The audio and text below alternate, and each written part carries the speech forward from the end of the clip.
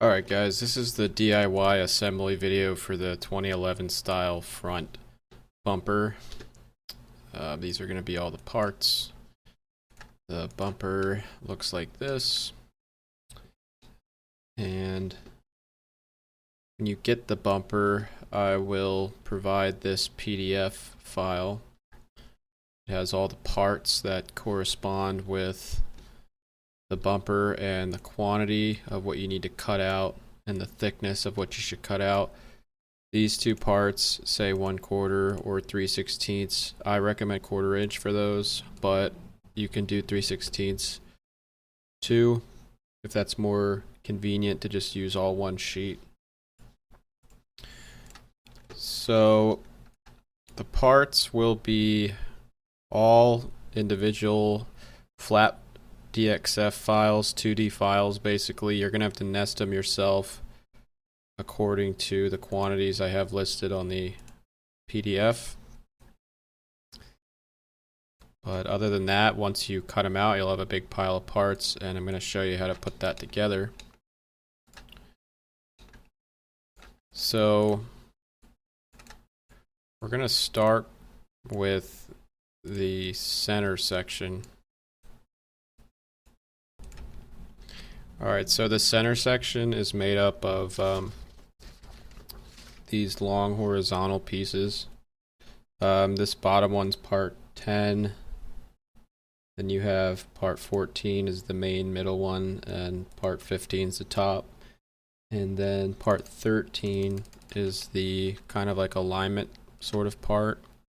So you'll use part 13 to locate the tabs for all three of these pieces, and these just go on 90-degree angles, so like this. So you'll use your two part 13s to get this shape. Looks like that. Now when you get this, you're going to want to weld this inside section before you start putting the rest of the bumper together. I would just run a bead on the inside here, but don't weld up to the ends because a piece of plate has to rest on the ends of this. And then also your D-ring has to fit into this carved out section. So you've got this. This piece will basically create the rest of the shape of the bumper for you. So the next part is part 11 and 16 and 17. Part 11 just rests on these two keyway, this one keyway here, and it uses this angle here.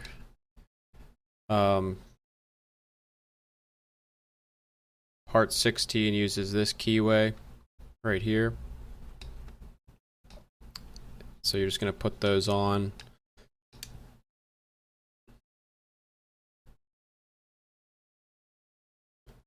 Like that. And then to get the angle for part 17, you're going to use the little tabbed bracket. Part 19 it's called. It has these keyways all over it. They go into the bumper like this. So you have that one there. And then once you have this shape tacked together, you can go ahead and drop the top plate on, which is plate, that's number 18. That's this guy. Double keyed in on both sides. And then you have part 20, which is this one. Part 21, they kind of go up around the grill on each side. You can tack those in. So I added one piece to the design because I think this is going to be hard to get this angle just off of that. So part 26 is going to be keyed in with this big bottom tab. It goes into this slot right here. You're going to want to put that in to this main assembly and tack it in, and that'll help you to get the angle of the big front plate, number 16. So once you have this assembly made, we can proceed with the rest of the bumper here. The rest is pretty straightforward. So you can build out the sides based on what you have so far.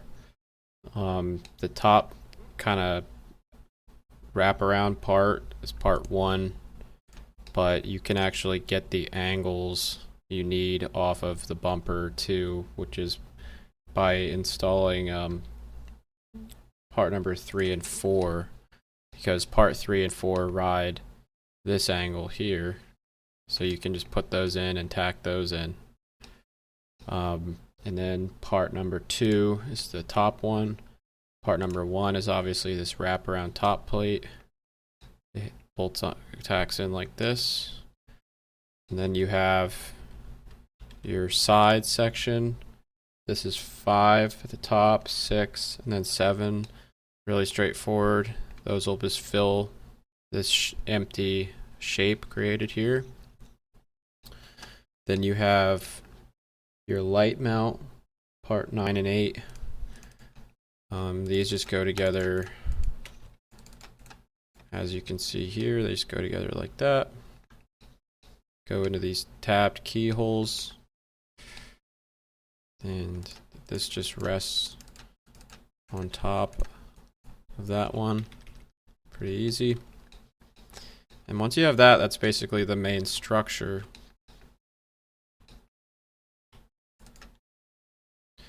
So the mounts are the next piece. This bumper I have designed to use captured bolt holders. So these tabs, you're going to weld a 1/2-inch bolt to them, say coarse thread about 1.5 inches long. Weld the hex head to this. You're going to fish them through these holes and then feed the threaded shank out this way, so then you don't have to get a wrench back there. So you're going to weld bolts to all these. There's going to be 4 on the front and then 1 on the bottom that actually goes into the frame and drops through that bottom tow hook hole. And then for the sideways bolts, you're going to use these little tabs with the foot on them. They actually go inside the frame, and then you can use the little foot to locate them from inside the frame like this, and you can line up your bolt from the outside. So you're going to weld a nut to the inside of these. Your 1/2-inch nut will be welded to the inside of these tabs, and then you feed your bolt in from the outside. The actual assembly of the mount is pretty easy.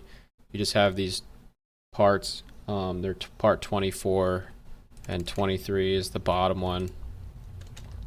You're going to cut those out, obviously, and then they tab in to part 25 in these keyholes.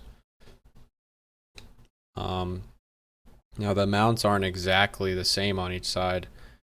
You want to make one mount with the kind of longer length hanging off, 2.16.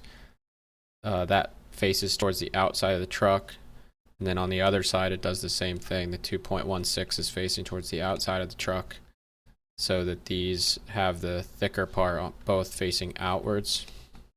That way the holes here will all line up good. So you get these all put in, get your bottom part put in like that. You can weld all this mount structure together. Weld up your hardware stuff. You'll be good to go on that. And once you do all that, the mounts just slip over the frame where the tow hooks were. Just slip over, use these 3 holes. I recommend you put the mount on the truck first and then you come back and mount the bumper to the mount. Makes it the easiest. There's a pretty good amount of adjustment in these things, so that makes it a little easier to get a good fit up. But other than that, that's pretty much it. Pretty straightforward. This one has a fair amount of parts, but it's not too crazy. Alright, thank you.